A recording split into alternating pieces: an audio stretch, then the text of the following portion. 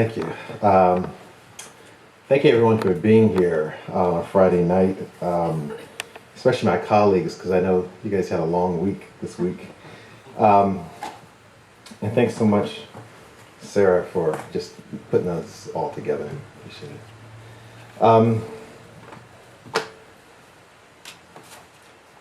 I heard Sarah mention comic books, and then I saw Audra Pachowski's skirt earlier, which has, I should clarify and say it has comic book strips on there. So I'm gonna open with, was it just ogling her skirt?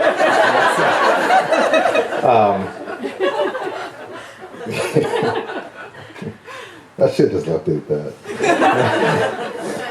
Anyway, so in Crumb Lyrics, there are different comic book superhero personas that come about, and you know, the idea behind them is they work to kind of deal with male vulnerability. This kind of intersection between male bravado and male vulnerability. So this one is the Atom, a DC comic superhero who has the power to shrink himself down to particle level. It's from DC Comics, June, July 1962, Atom #1. What do you need to know about that? Jean Loring is this woman has been asking to marry him for years and years. She appears in here. The Atom. It was as if no one had seen me until I mastered the science of shrinking my body down to a particle level, a basic element of life so pure that it was above all frequencies of critique.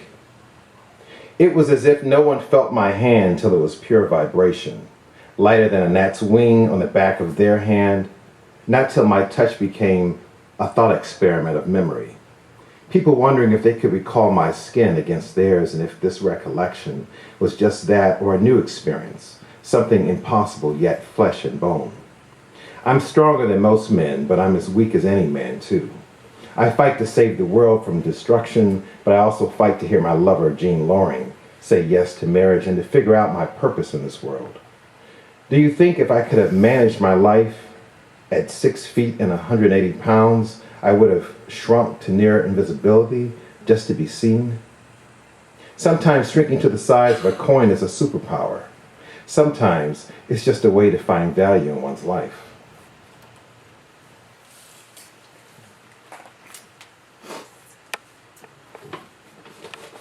So a lot of the newer poems I've been writing deal with film.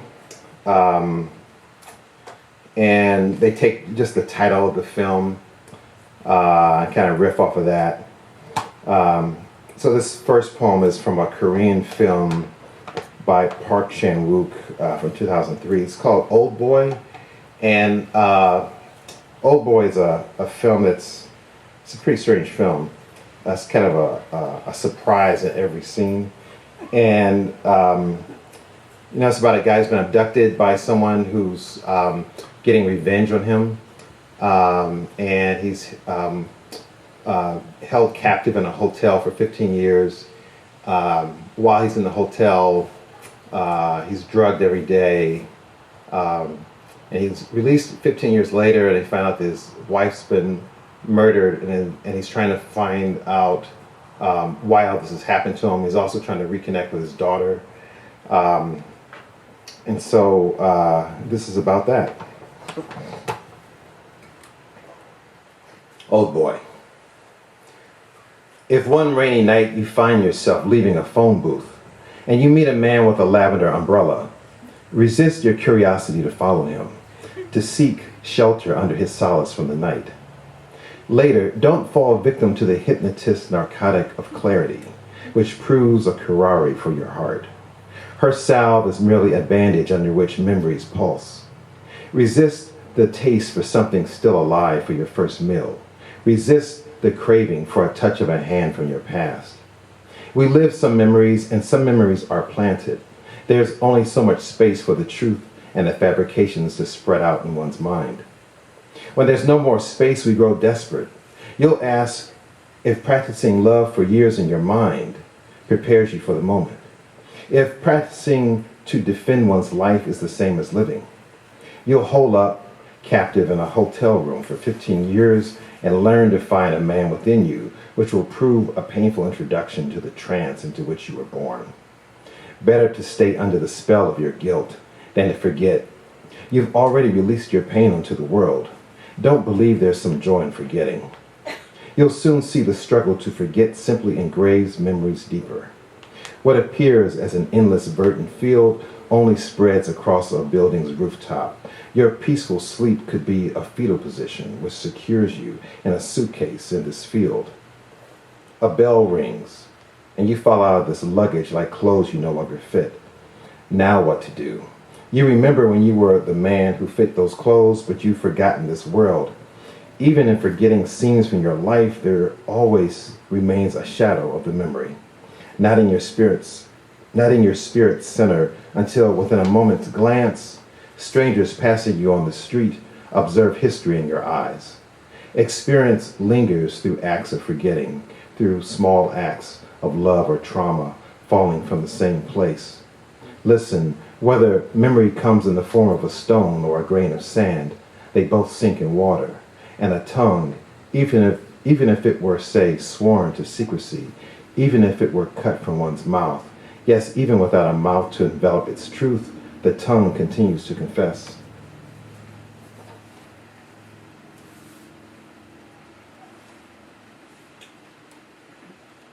This next poem comes from a pretty obscure film from 1987, Canadian film called I've Heard the Mermaid Singing. It's the story of a woman who works in a museum. It's kind of a fantasy. She has a crush on her boss, this other woman named Gabrielle, who's very accomplished and sophisticated. The woman who is the speaker here, she's not that person. She's not sophisticated. She's kind of just sort of coming to get a sense of herself. But Gabrielle already has this partner who's a very accomplished artist and very sophisticated herself. And so she has these fantasies daily about what their lives would be like if they were together. So this is from 1987, Patricia Rozema film, I've Heard the Mermaid Singing. And strangely, I have two copies of this. I don't know which one's the recent draft, but we'll find out in a minute. I've heard the mermaid singing. Often I find myself in situations for which there are no adequate epigraphs. My days filled with temp work, part-time, and I'm in another office the next day, day after day, as a girl Friday, or a person Friday now, though life hasn't changed with the title. And I look into the unfolding world around me, women with babies, couples in love, women on bicycles or swimming, women of all kinds, but none who look like me. Through my lens, I see through them. My gaze travels to them like a song, but they don't sing back. I notice some, like Gabrielle, for instance, from whom I cannot take my eyes back. I fall in love with her, the way art lovers fall for a Matisse. You cherish a Matisse, but you don't think to kiss or hug one. But what's so wrong with imagining the Matisse wanting to kiss me back, seeing into me? Let's say the Matisse were a woman, looking so deeply into my core till my core looked like a tower to climb on a sunny day, and the wind began blowing the closer she got to the top. And birds flew around the top stairs of the tower, but she grew tired of climbing. The closer she got to the top, she could see all the colors comprising me, and she thought, maybe I can't make it to the top of her tower. Maybe even a Matisse isn't good enough to reach all this beauty. She would say this as she feels the light on her face, and I tell her, fear not the height, the distance of the fall. Keep your eyes on the point of ascent. Yes, the clouds swell heavy, the rains come hard, the legs grow weary, but the gasp for air, but the view.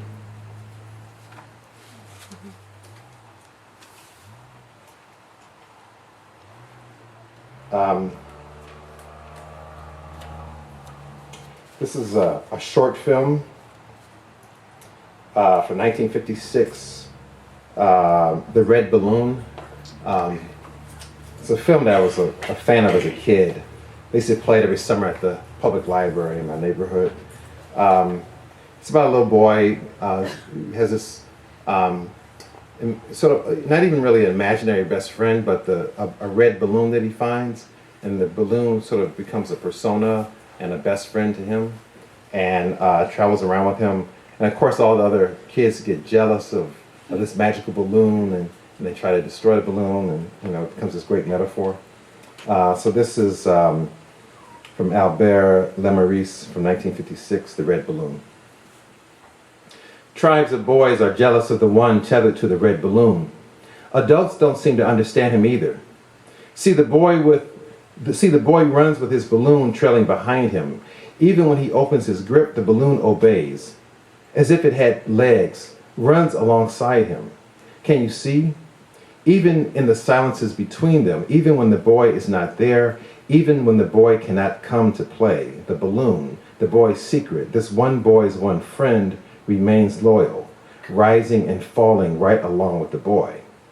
The balloon keeps returning around every corner, down every alleyway, and as more of its fidelity reveals, the other boys try to destroy its elan. But the balloon simply gathers more balloons, and something common to this boy appears fantastic to others. He gathers the strings attached to the balloon bouquet. He takes flight over the city until he's even more of a mystery in the squinting eyes of the boys looking into the sun, which gleams like a future too bright to look into. The boys wield slingshots to bring him back down to the soil which does not stir beneath their shoes, like the clouds do beneath his, as he continues to float beyond their skin-knee jealousies, as the rectrices of his feet steer clear of their stones, and then their mouths hang agape, and then there's no hope. His floating away, his act of no act at all for him is already too many octaves above their voices.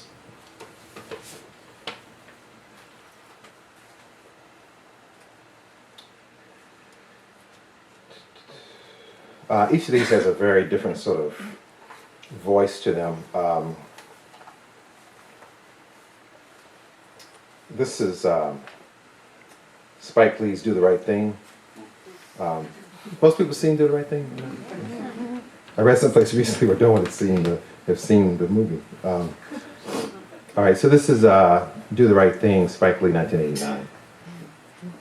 The days were a skillet on a red-hot eye of a stove.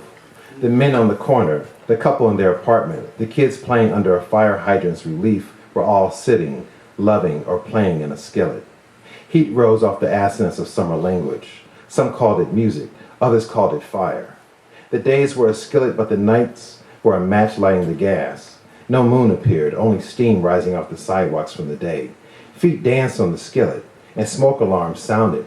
Moths burst from musty closets, fierce as kids at play on a summer day. People were evicted, put out like butter sliding across the skillet's face. Most of us were outside by then, swatting bees, swatting flies. We outlived the lifespan of giraffes and cheetahs made for this weather. Or we sat on our stoops, indolent but defiant, simply escaping the drama of our own lives.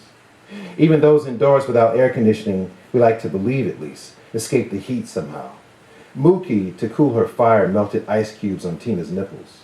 Radio Raheem stole ink off Robert Mitchum's knuckles, took the heat too to cast love and hate into digital bling. When did Soul Brother become an anachronism too hot for air-conditioned conversation? And Sal's pizzeria bugging out bugs. Sal, why ain't no brothers up on your wall? Smiling, auguring smoke to come before nightfall carried matches. The day is a skillet on a red-hot eye of a stove. Later, a cop has Radio Raheem in a chokehold. Later, we will light candles for Radio Raheem. If a man takes a baseball bat to another man's property, that's a skillet too. If a man throws a barrel through a plate glass window, others will follow. A Pyrrhic victory is a pyre of life possession set ablaze to save lives. Catharsis is the moth swagger toward the flame, fluttering in the spotlight, or first fluttering, then finding the power to flutter, but consumed by the heat until all we know of its shimmer is how one smolders to survive.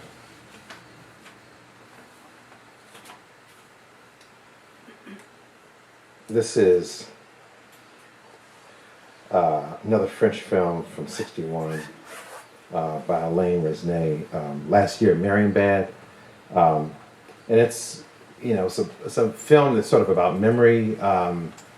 This couple meet at this soiree, the chateau, it's a soiree in summer. And the man approaches the woman who's actually there with her husband and says, remember last year when we had this affair here? And she's like, no, I don't know who you are. And so the whole film, he's trying to help her remember the affair they had. And, we start off thinking, the guy's kind of creepy. But then by the end, you wonder, well, maybe she's lying. Maybe she's the one who's playing the game here. And so this is last year at Mermaid, Elaine Resnais, 1961.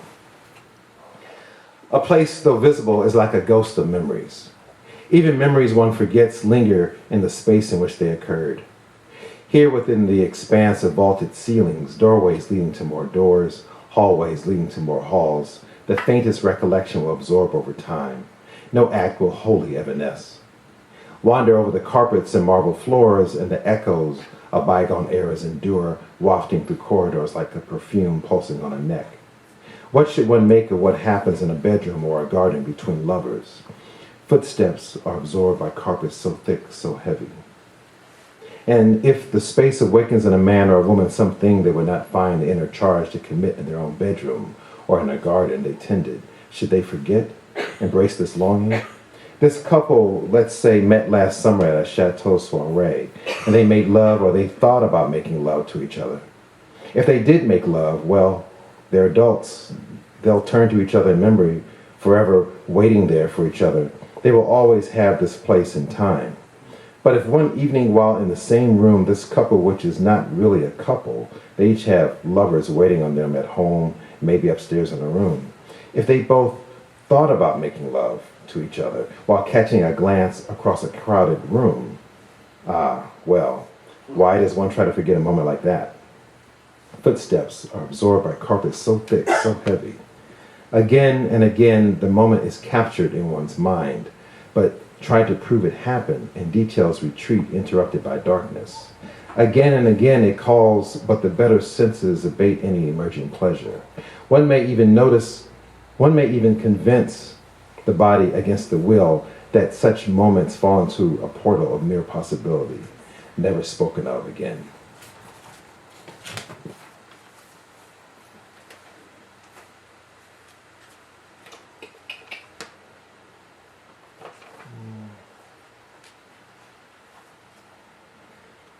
Well, I'm going to go ahead and read this poem.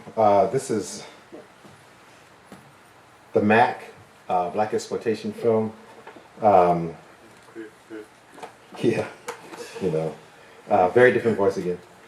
The Mac is about a pimp who has this stable of sex workers, I'll say. And then the thing that happens in the film is that they keep having these set pieces where they have these discussions about childhood and their mothers, and you find out that they keep talking about this moment in their lives where they could have gone the other way and done something else in their lives. And then the issue of the mother becomes central to the turning point of the film when the guy Goldie, the protagonist, his mother's killed by another pimp. And so he sets out to get revenge and then goes straight. Once again, this has the language of the movie in it too, so just a warning. And it's by this guy, Michael Campus. I don't think he made another film after this. It's 1973, The Mac. Whether a little boy who grows into a pimp or a young girl who descends into a hoe, they both hold in memory a mother framed in a front door, nightly calling them into the house. But the game calls too, and what man or woman can resist an open hand extended in the middle of a night? Cliché comes to mind, maybe, when you think of the pimp with a heart of stone, but consider this an act to conceal the weakness in his conscience, which science has yet to study. The young girl, now a woman, will act too as a comfort to him, or she'll choose another. And when the other man reminds him, the game, nigga, your bitch chose me. What more can he do but offer a threat to conceal the boy inside, who remembers he has a mother calling him into the house? What can she do, this young woman, but remember how pretty her mother's face was framed in the doorway? Though she remembers the screen door striking closed behind her mother's voice, she stayed out. Why didn't they just head home when the streetlights buzzed on? Too late for questions now. By the time grown folks are talking, all hope is lost. These are niggas with money problems. That is, their pockets look like they got the mumps. Some brother is talking unity in the black community, calling the pimp into the house, calling the hoe off the corner before those streetlights shine down on her face. What does he know about life at the top, this brother? Blackness is all theory in the future tense.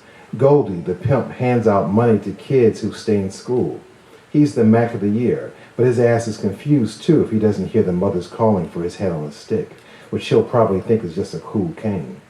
Poor pastel suit wearing motherfucker. Pimp, you ain't no hero, so take off your cape. Sister, listen, even a blue-collar worker knows at the end of the week you gotta pay yourself first.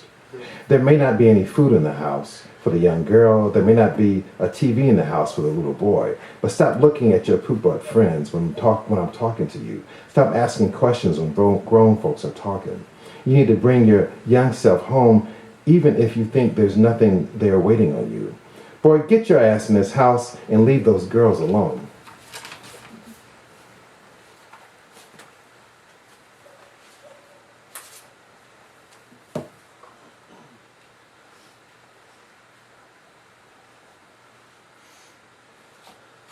Okay, so I'm going to close with a poem from R&B. I just want to say thanks again, Sarah, for the invitation tonight, and I'm just looking forward to being with Aaron and Jericho. This is R&B, and it's an elegy to my father, who died in October of '05, and that same week, C. Dolores Tucker died, who was a civil rights activist, Congress of Negro Women, all kinds of work in the 60s, but the thing she became known for was her fight to have explicit lyrics labels put on rap music in the 90s. And she's just quickly referenced. R&B. Listen long enough to the radio and you'll think, maybe C. Dolores Tucker was right. While the hip world is falling in love with rappers with marquee quality prison records, I'm falling deeper under the spell of singers who can still play piano. I never needed my female vocalists to look good in a thong to feel their voices in my bones. I never needed the male crooners to carry guns to know they'd kill for love. I said this the other night driving through Akron, Ohio, a week after my father's funeral, trying to find a station without gangster rap or smooth jazz. For years I watched my father die, and when the day came, my father had already predicted the Chicago White Sox would win it all this year.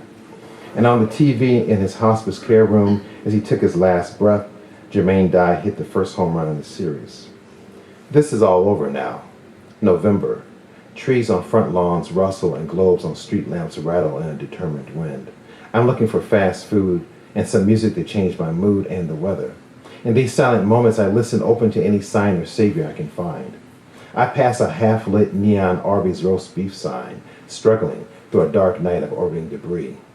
I can barely tell whether they're open or closed, so I take a chance, turn around, and fall into its orbit as well.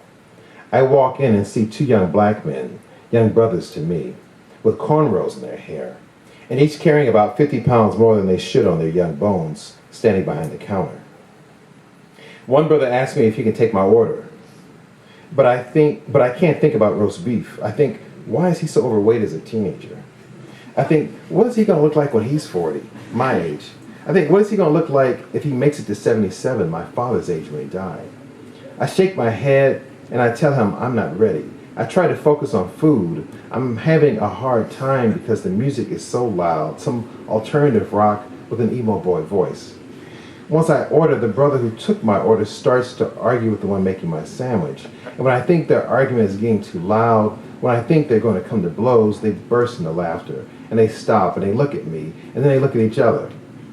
The brother on the grill nods to the brother at the register, who then, with great earnestness, makes a request of me. Sir, could you please tell him that that's not Al Green? And I say, of course that's not Al Green. Then the brother on the sandwich says, nah, that was playing out there, pointing toward me. What's playing back here, pointing behind me. The rest of the brother says, I don't think he can hear it. So they start to sing For the Love of You in harmony and falsetto. When they finish their set, the brother on the register says, tell him that's Ron Isley. Yes, I exclaimed, it is the Isley brothers. The sandwich brother confesses, I know. I wanted to see if you could tell the difference. You got to admit, on some of those songs, Al Green sounds a lot like Ron Isley. And here I insert a caesura while I ponder this cogent point. You know, I say, you've got a point. I never thought about it before, but it's true. If you listen to Ron Isley and didn't know the song, one might mistake him for Al Green. At this moment, I laugh with these brothers louder than I've laughed since my father's death. I'm their last customer, so the brother comes from behind the register to let me out and lock the door.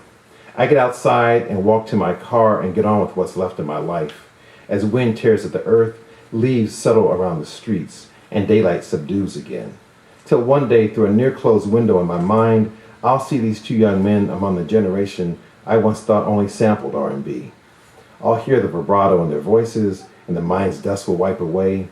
But their song, The Sharp Prongs of Moonlight, will catch me smiling. A silly look of hope, really. An equation of time and memory breaking through at least 2 generations of my blood. Thank you.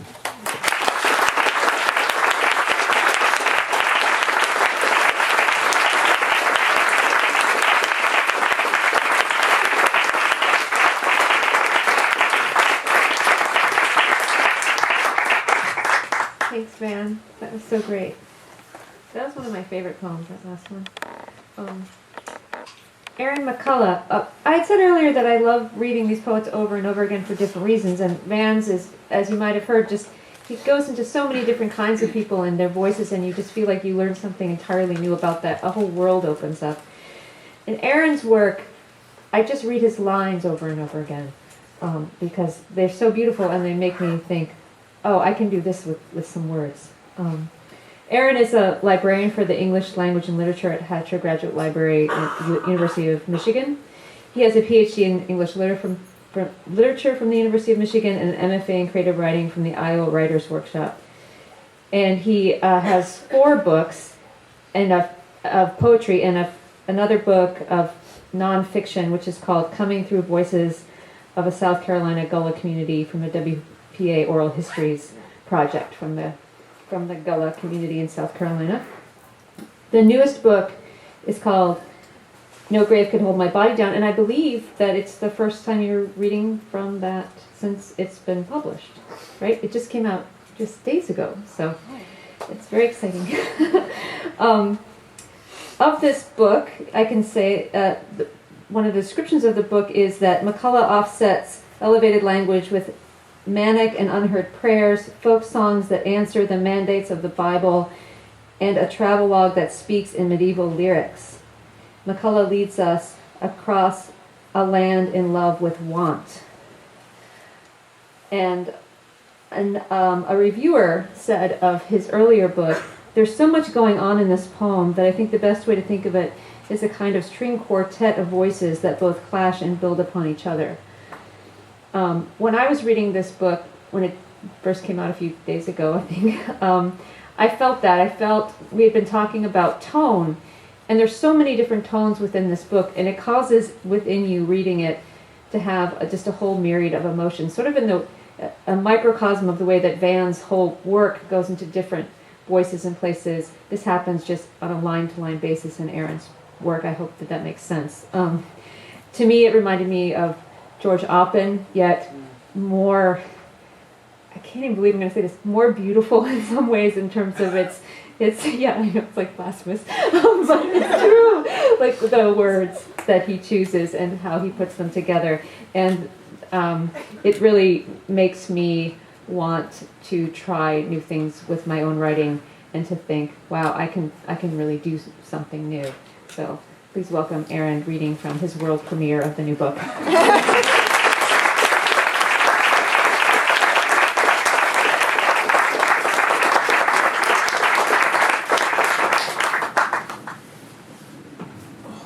Oh boy.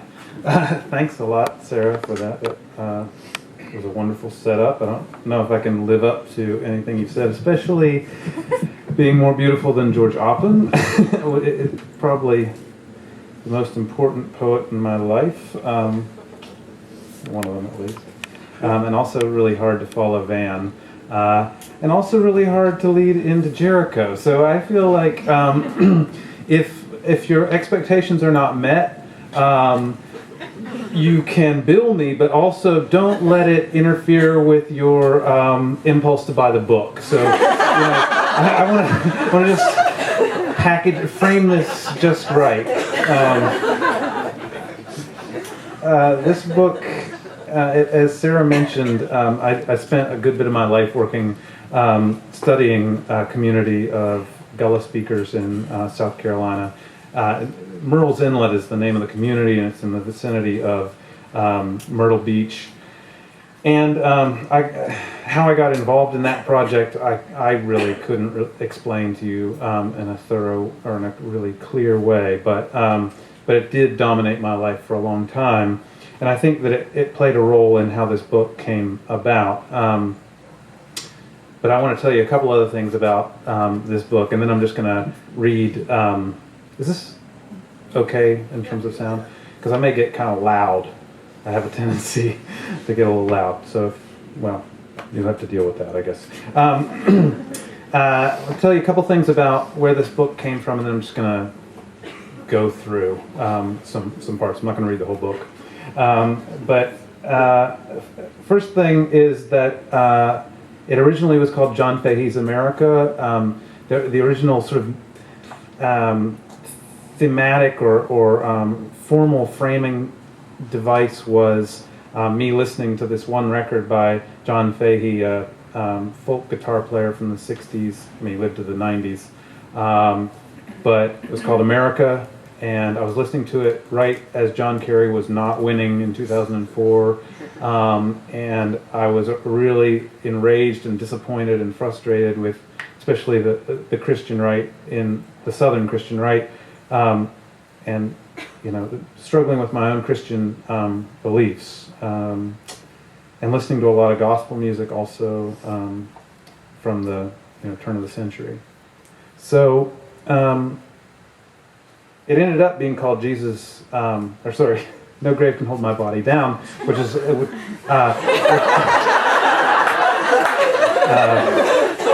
is a song that I was listening to a lot, and that really held a lot of power for me. It turns out that Johnny Cash covered it on his last record, which kind of bummed me out because I thought everybody's going to think that I got the name from Johnny Cash, which I didn't. But anyway, doesn't matter. I love Johnny Cash too. It has a lot of zombies in it. So that was a late development, but I have always been really interested in the zombie, the undead as a metaphor and as a genre, I guess, a subgenre of horror. And I feel like there's a lot of room, unexplored room for thinking about the relationship between the undead as a genre and the sort of metaphysical, world, or the world of, say, a god that comes back from the dead. So, Jesus is a dying bedmaker. Jesus is a dying. Is Jesus aiding the dying, among the dying? Jesus is making die, easing us into dying. Jesus is a bed, ache, a bad bed, buried within him by baptism into death.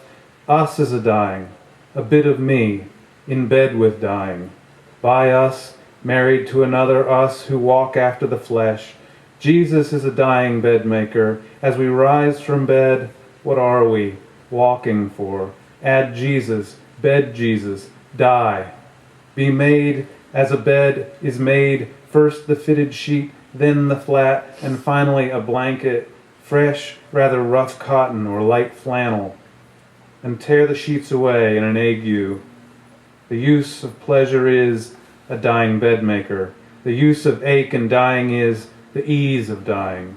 The ache of rising makes the flesh makes a dying bedmaker.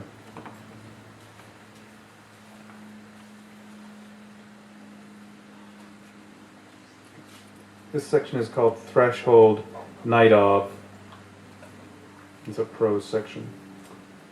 Also based loosely on a film, but a very different kind of film in the Night of the Living Dead. Which I see as almost like a Bergman film. I'm serious. The sky is gray. The weather is threatening. The light is changing. It must be about 6 p.m. Through the giant lawn of rural Pennsylvania, a thin road bends and rises and dips. In the distance there are hills. In the middle ground, a small valley.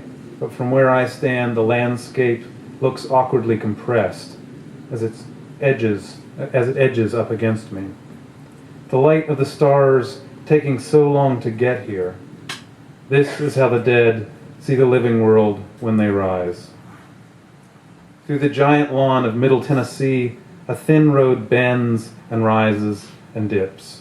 The hills and valleys are so compressed that the bend looks more like an angle, an impossibly sharp one. I know there are differences between these two places. Different words are being spoken in the houses behind the scrubby pines, and it's hotter on this road. Different patterns appear in the cracks of that road. I know these differences exist, but I cannot sense them. A road bends and rises and dips in Tennessee. A road bends and rises and dips in Pennsylvania. A road bends and rises and dips. I'm on a road. Threshold, the lawn. Before Edwin Budding, 1830, grass had to be managed with a scythe or with grazing beasts. The typical American yard was a mixture of different weeds when Whitman was composing Leaves of Grass. It was a scraggly garden of plantains, henbit, creeping pale, barberry, and multiflora rose, a kind of meadow in miniature. Where it grew, grass tended to grow unchecked. It got exceptionally tall, the beautiful, uncut hair of graves. There's a lot of appropriation in this book.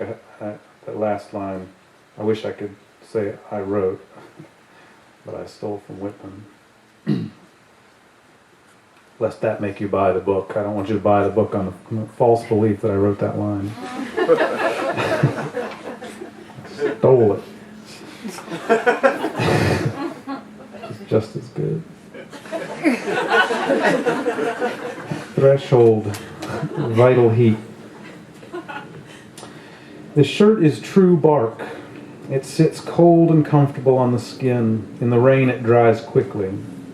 In the heat it breathes. In cold clothes. In this only house, peeking at the gaps.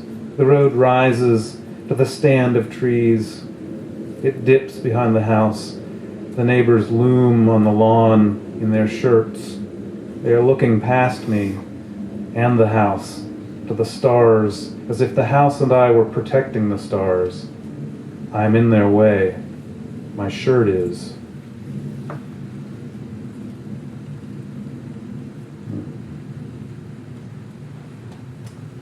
This section, so far I've been reading mainly little fragments or sort of transitional pieces. This section is called Mark 115, and it's the title of one of the songs on John Fahey's record. Each of the major sections is. And this book has, as I said in the past, an apocalypse in the middle. This is after the apocalypse. Sparing you that.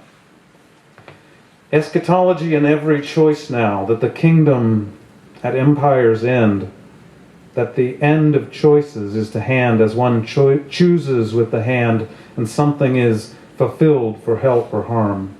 Repent ye, for pain, trauma, or turn, you little apocalyptic band, orbiting a sun on a lined planet, from left to breathing Trikonasana.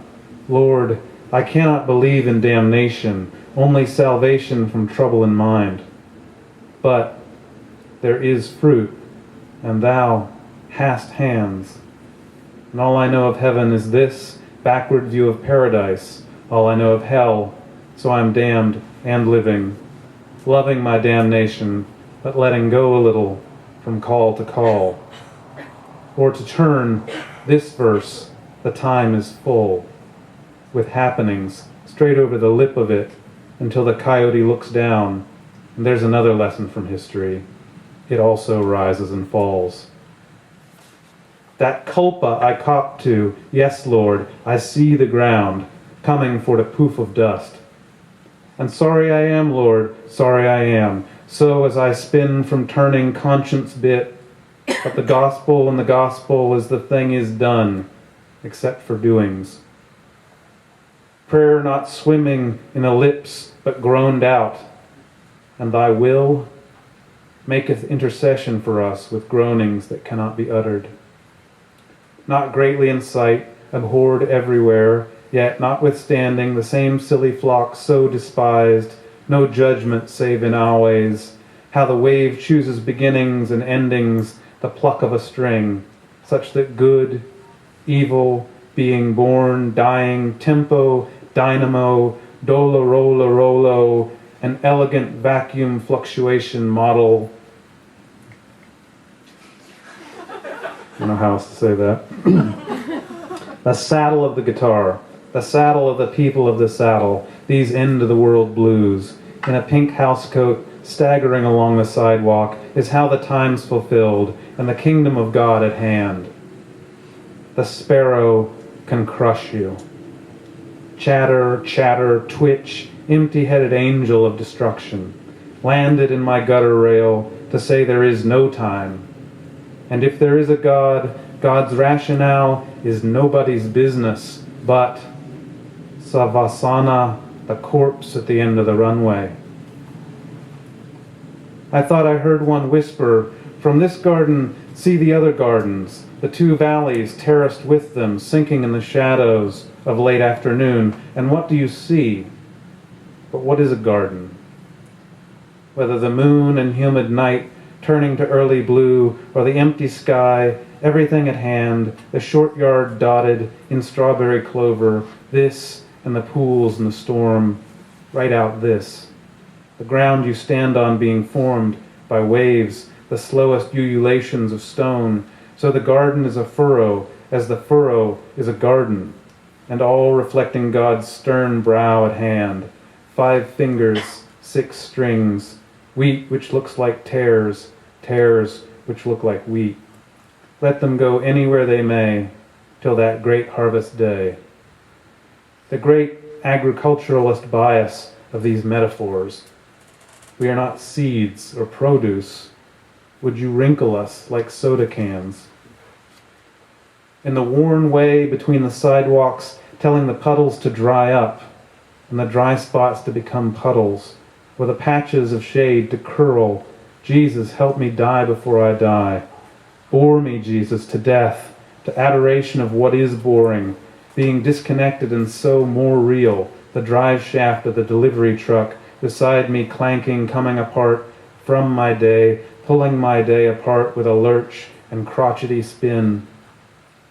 In the behaviors, clappered and latticed, havens abuzz with soot flies, sundry voices wheeling out of weeding, walking rows shaking, seed watering, stream shower mist, so that seeing this, I'm seeing nothing, and my head is filled with chatter, this friend leaving this friend, grass, seed, cloud, the crabgrass say I hate you, and I say I hate you, crabgrass, S of water, this levee breach, this levee holding, sulfur and entropy, John Faustus, holy desire, sacred despair, canary mums, another friend taking an apartment, and another grasping the receiver of this heaven, third suspended heaven, about us.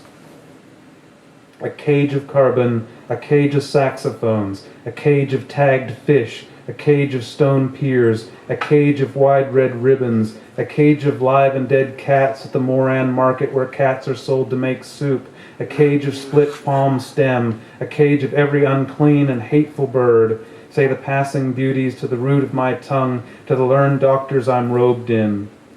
the tribulations of being narrated by soft radio voices or calling the cozy house you left your lover with. These minutes, seconds of unveiling the voice of the sparrow, of the turtle dove.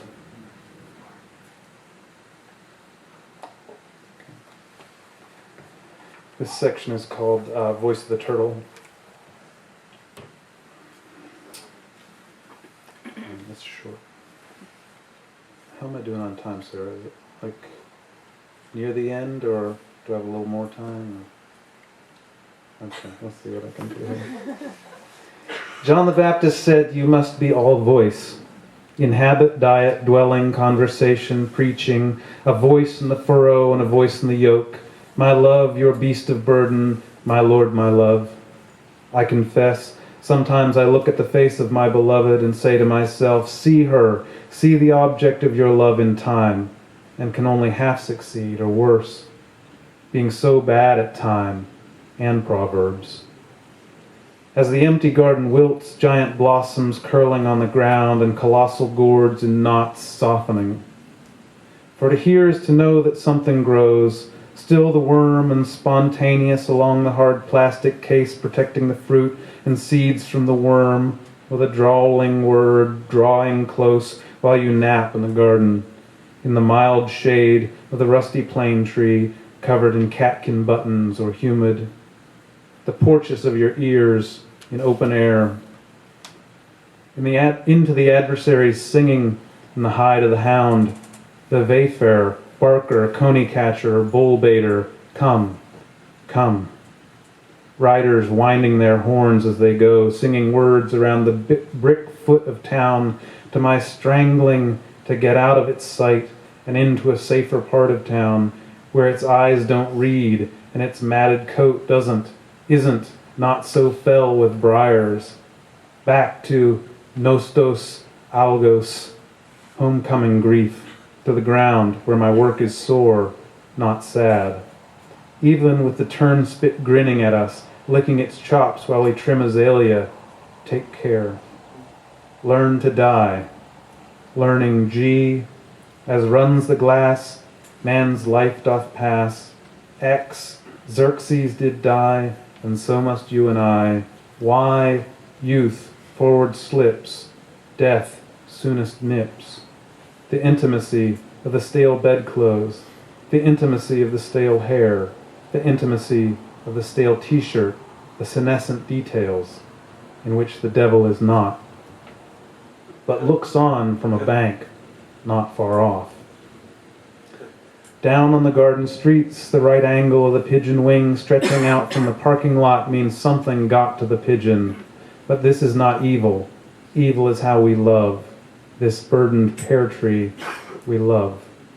Since we do not await the resurrection of the dead, since we are already the resurrected dead, that resurrection we are awaiting has come, but we do not recognize it, and instead burrow into the sinus of what we think we saw on our way over, of what we were positive we saw, though we could hardly bear to look, because we say we shouldn't. The vast sinus of memory we tend to work, the curve, fold, hollow, coil, genital hiding place, Lord of this Church of America that is and is not, the love song I sing and the hymn. Or is it the other way? Obsessed, not possessed. Yeats, the threefold terror of love, a fallen flare through the hollow of an ear. The devil Paul who I am singing back through the horn of, through the testaments, to my own undertone, convertible, capable of love so facing death and life. O violent lover Christ, with the kisses of your mouth make haste, keeper of not kept vineyards, or not kept couch, the not kept beams of our house, our not kept rafters, the vines on vines on vines, brutal boy, I find you not for vines, washed in the blood and the blossoms of the vines, your eyes, your hair, your teeth, like the blood thread, your cheek, your neck, your breast, your den of lions, your mountain of tigers, my falling soul, you mean. Terrible as any army with banners, coming up from the wilderness, as death is strong as love, the grave as fierce as passion. Thanks a lot.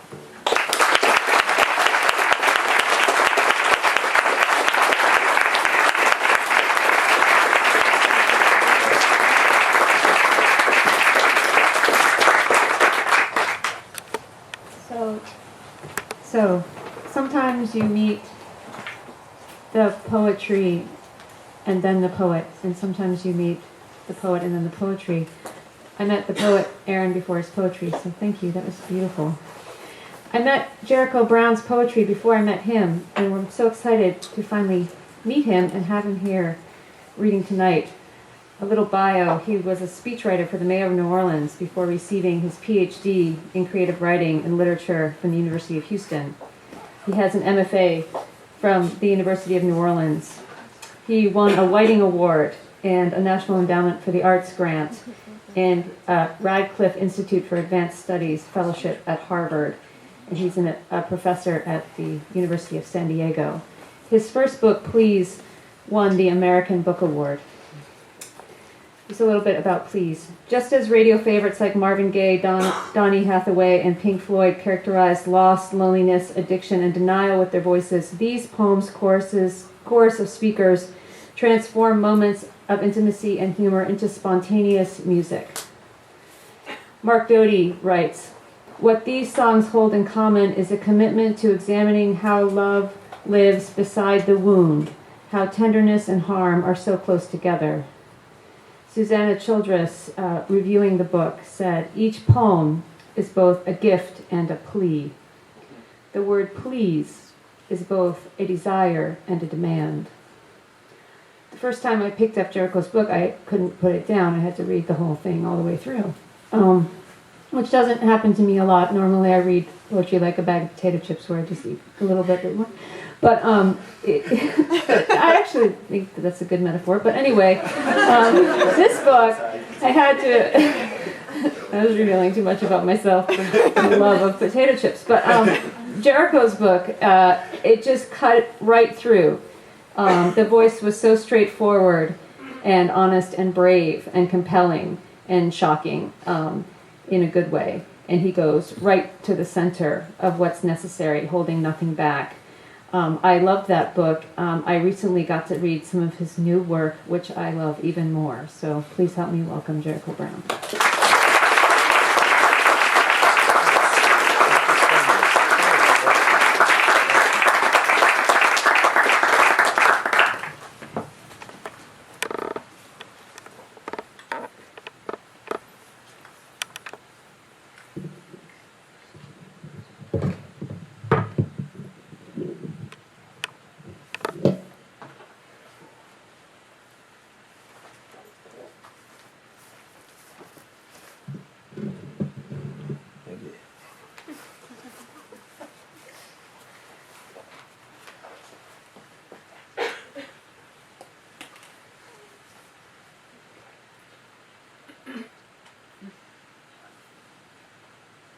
Prayer of the backhanded.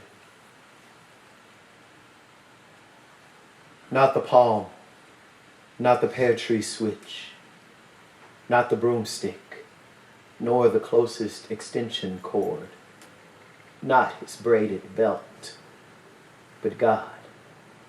Bless the back of my daddy's hand, which, holding nothing tightly against me, and not wrapped in leather, eliminated the air between itself and my cheek.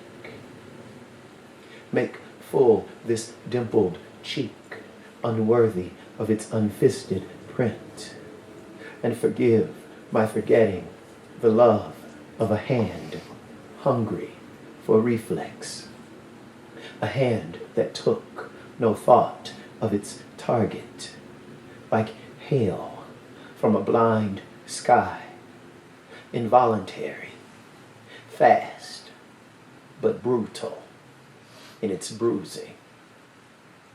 Father, I bear the bridge of what might have been a broken nose. I lift to you what was a busted lip. Bless the boy who believes his best beatings lack intention, the mark of the beast. Bring back to life the son who glories in the sin of immediacy, calling it love. God, save the man whose arm like an angel's invisible wing, may fly backward in fury, whether or not his son stands near. Help me hold in place my blazing jaw as I think to say, excuse me. Thank you so much, Sarah, for that introduction, and thank you for having me here. Thank you to everyone who had anything to do with this event, which has been such a valuable experience for me. It is an honor to read with Aaron and with Van. Aaron is my newest comrade. I'm so happy to have him on my side.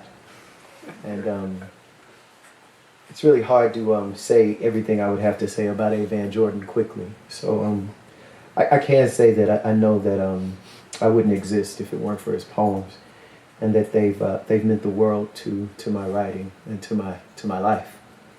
I'm going to read a few poems from Please, and I'll also read a few poems from the new manuscript titled The New Testament, a title my mother is very upset about. And I'll give terms or background where necessary before reading the poem.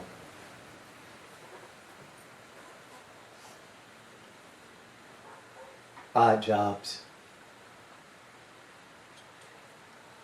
I spent what light Saturday sent sweating, and learned to cuss, cutting grass for women kind enough to say they couldn't tell the damned difference between their mowed lawns and their vacuumed carpets just before handing over a $5 bill rolled tighter than a joint and asking me in to change a few light bulbs.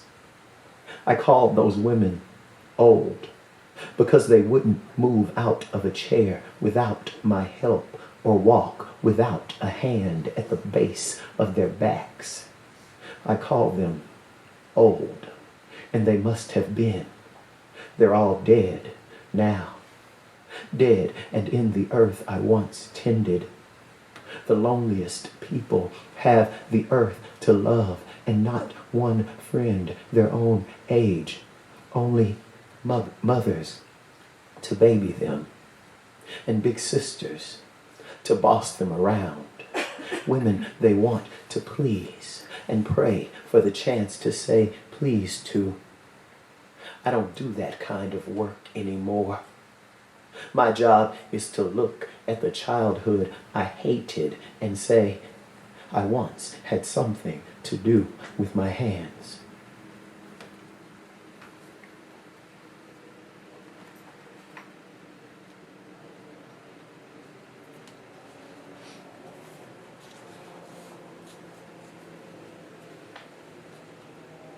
Again. You are not as tired of the poem as I am of the memory. A returning toothache on either side of the mouth. An ingrown hair beneath the chin. Simple itch, bruising, scratch. And again, I am bundled in Cousin Kenny's clothes from last school year, my hand held by my mother's. We walk as if the house behind us isn't warm enough for my feet. In the dark, we make a few blocks around the one-story neighborhood that I loved, though nothing I've written tells you this. I want to cut it out of me, because turns out it never mattered. Right now, my mother's asleep on my father's chest. His arm has landed in the same place around her most of 30 years. Give a man a minute. She's asleep, and I'm typing it all over again, everywhere, A man is shifting a bit to make his woman more comfortable in his arms. I should have told you this lines ago. We walked back to the house we ran from because my mother loves her husband and his hands, even if laid heavy against her. I know you don't want to believe that, but give a man a minute. We're not done. My father loves his wife and the shape of her body, even if hunched in retreat, their son keeping up. I'm so sick of it. Another awful father scarring this page too. A bruising scratch. We walked back through an open door. And why don't I mention how he kissed my forehead before covering me on the couch that was my bed? Listen, and you can hear them in the next room, planning names for the youngest of us, then making love loud enough for the oldest to learn.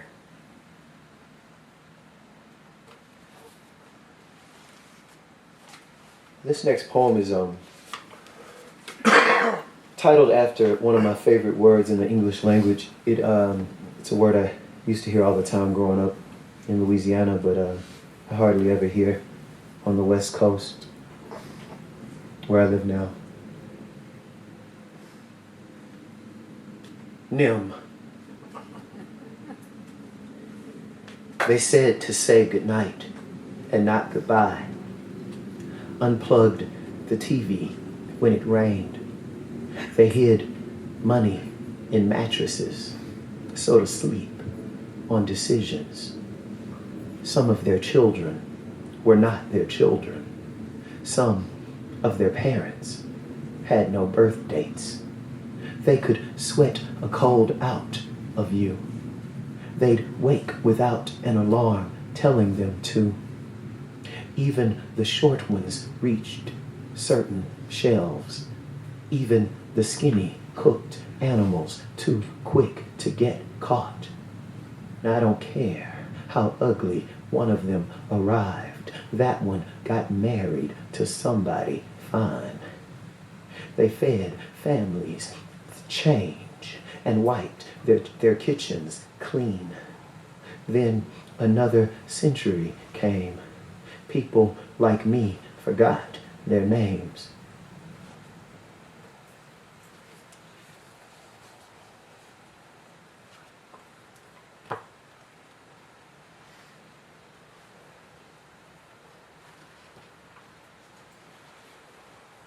Janis Joplin recorded the Gershwin standard Summertime with Big Brother and the Holding Company for their 1968 chart-topping album Cheap Thrills. She died of a heroin overdose in 1970. She was 27 years old. Track 5, Summertime, as performed by Janis Joplin. God's got his eye on me, but I ain't a sparrow. I'm more like a lawnmower. No, a chainsaw. Anything that might mangle each manicured lawn in Port Arthur, a place I wouldn't return to if the mayor offered me every ounce of oil my daddy cans at the refinery. My voice, ain't sweet. Nothing nice about it. It won't fly, even with Jesus watching. I don't believe in Jesus. The Baxter boys climbed a tree just to throw persimmons at me. The good and perfect gifts from above hit like lightning. leave bruises. So I lied. I believe, but I don't think God likes me.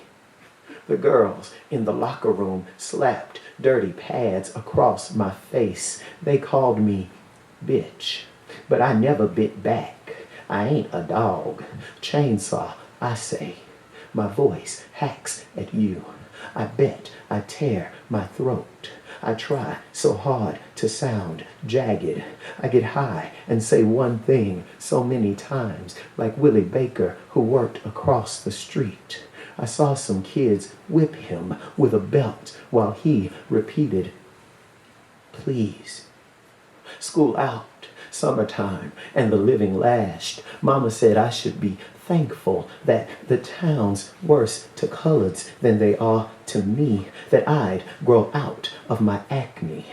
God must love Willie Baker, all that leather, and still a please that sounds like music. See, I wouldn't know a sparrow from a mockingbird. The band plays, I just belt out, please.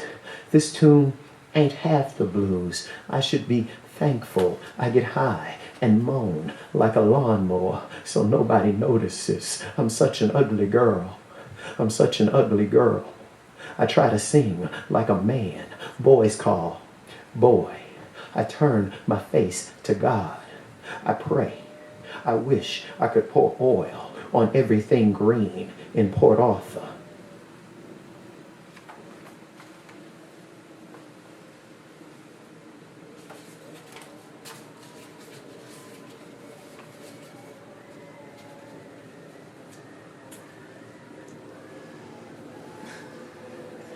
From the King James Version. I beseech you therefore, brethren, by the mercies of God, that ye present your bodies a living sacrifice, holy, acceptable unto God, which is your reasonable service. Romans 12:1. I will begin with the body. In the year of our Lord, porous and wet, love-racked and willing, in my 23rd year, a certain obsession overtook my body, or I should say, I let a man touch me until I bled, until my blood met his hunger, and so was changed, was given a new name, as is the practice among my people, who are several and whole, holy and acceptable. On the whole, hurt by me, they will not call me brother. Hear me coming, and they cross their legs, as men are wont to hate women, as women are taught to hate themselves. They hate a woman they smell in me, every muscle of her body clenched in fits beneath men, heavy as heaven itself. My body, dear, dying sacrifice, desirous as I will be, black as I am.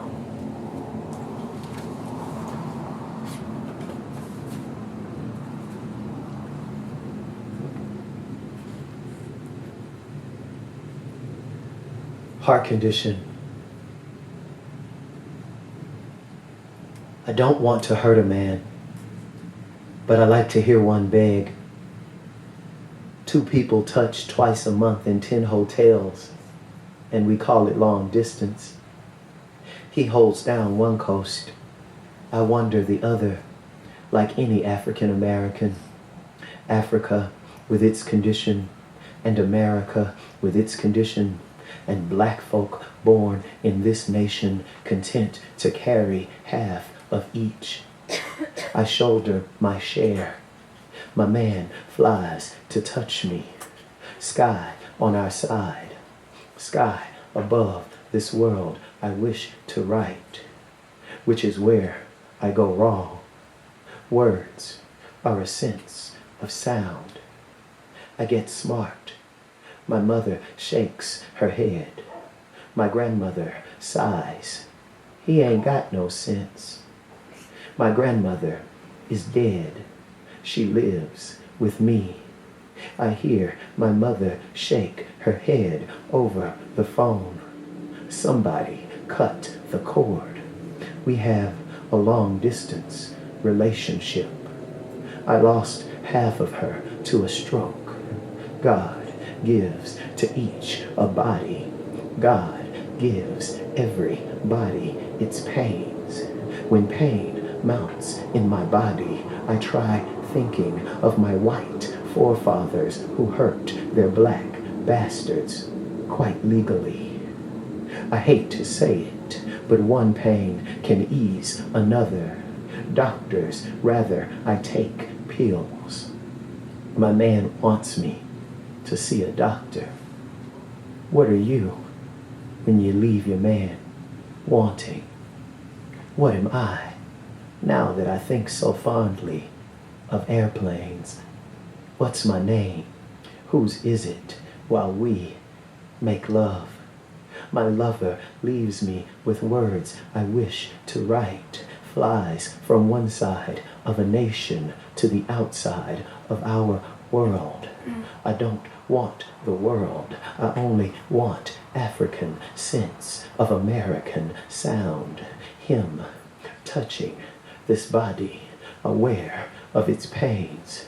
Greetings, earthlings. My name is slow and stumbling. I come from planet trouble. I am here to leave you uncomfortable. Thank you.